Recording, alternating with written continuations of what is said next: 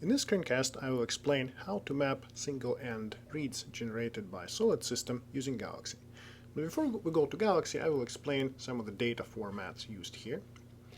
So, when you get data back from a SOLiD instrument, you actually get two datasets or two files. And the first file contains the reads in color space format. So you don't see DNA here, you see these numbers which represent color calls. And the second dataset represents qualities, or indication of how good these color calls are. The higher the qualities, the better the color calls. So every SOLiD run generates at least these two datasets. Well, in order to map things in Galaxy, the reads need to be in so-called FASTQ format, which is a much more compact format. In this case, reads and qualities are represented in the same file. And this file is more compact, because remember, we're dealing with a very large data set, so compact is good. And Galaxy provides a tool for conversion of SOLiD reads into this FASTQ format shown on this slide. So what we're going to do today is actually quite straightforward. We're going to get a set of reads, then we will define what their qualities are. We will convert them to FASTQ, map them with bow tie against the mouse genome, because these reads represent mouse genome. We will then remove unmapped reads and convert mapping information to genomic coordinates so we can see which genes are covered by our reads. Let's go ahead and do that.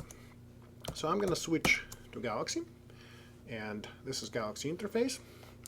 And what I have here already are the two data sets. The first data set represents reads, and I know that because it says color space FASTA. The second data set represents qualities. The format here is qual_solid, which how we name SOLiD quality values. So that's the two data sets I mentioned in my slide presentation. The first thing we want to do is we want to understand how good these reads are. And for this, I'm going to go to NGS QC and manipulation, scroll down to SOLiD, and click on Compute Quality Statistics. The Quality Statistics tool will take our dataset number 2, which represents SOLiD qualities, and it will start working. And while it's working, I can go back to here to NGS QC and manipulation and click on the Drive Quality Score box plot. This tool will take output of the Compute Quality Statistics tool and will draw a histogram, or actually a box plot, which looks like this.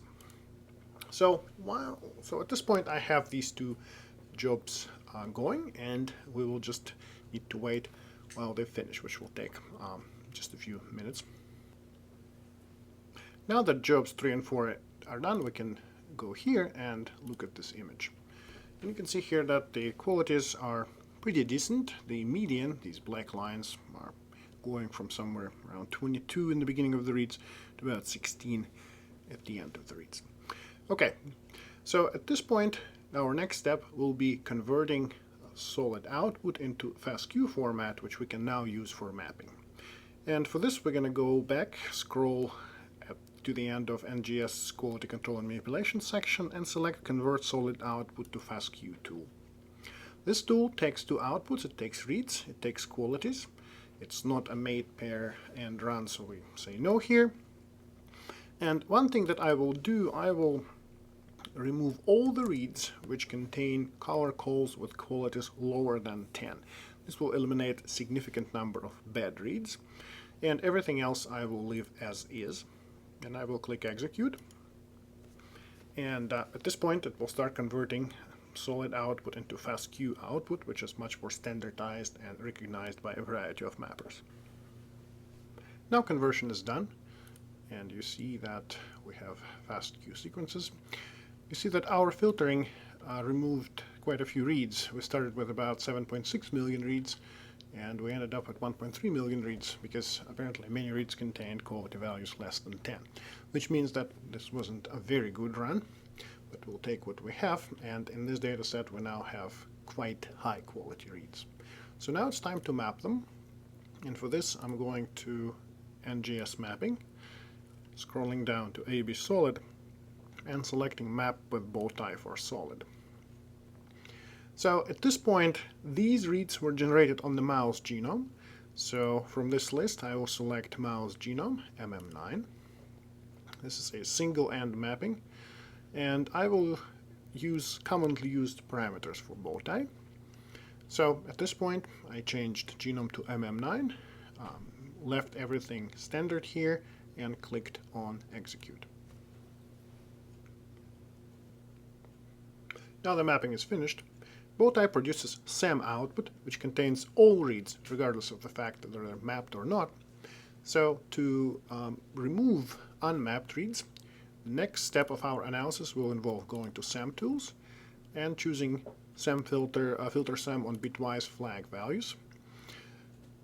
To use this tool, we're going to click Add New Flag, and the flag we're going to use called the read is unmapped, and it needs to be set to no.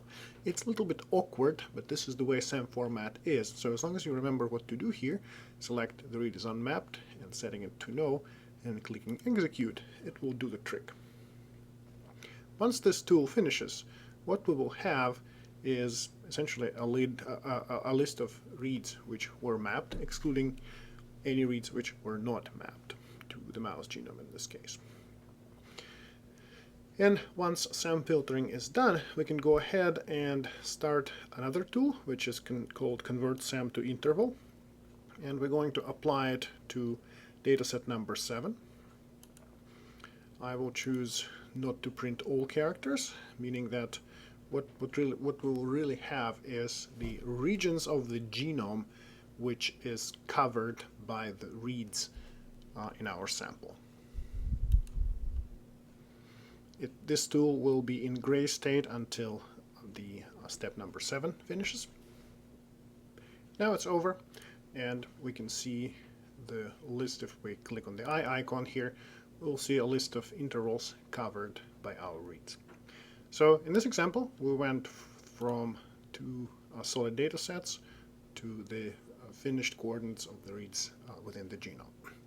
Now, as a bonus feature, if you want to repeat this analysis over and over again, you can simply convert it to a workflow which you will be able to reuse. To do this, you go to Options, click on Extract Workflow, and call this workflow SOLiD Single End Mapping.